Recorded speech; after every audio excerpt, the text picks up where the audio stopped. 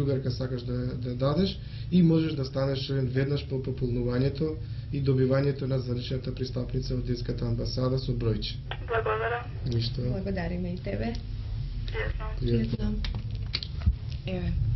Без оглед на тоа што има одрадуваш само еден дете член на детската амбасада, тоа не значи дека интересот за детската амбасада е мал.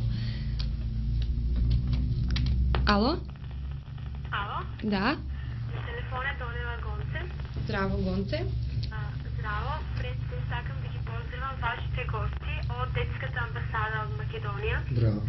И ми е многу мило што во Македонија постои ваква амбасада, зашто сите деца од Македонија можат да контактират со децата од светот. Одлично.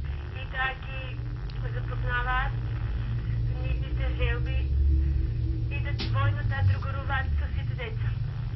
Тоа е нашата најбитна улога. Јас како што кажав, ние започнавме со најлошите обврски, а тоа е спасување на деца од војната.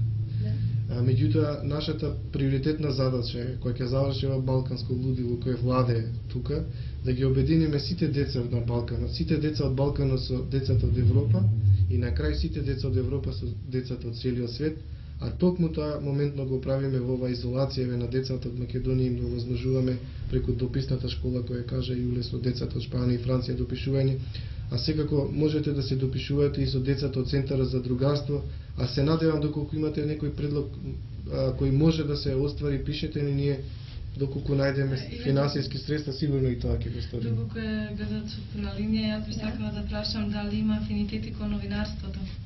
Гонце? Сигурно е. Гонце, тука си? Да, не знам. А кои се твоите афинитети? Вака кога би пополнила пристапницата, што би напишала? Многу сакам да другарувам со деца од светот, бидејќи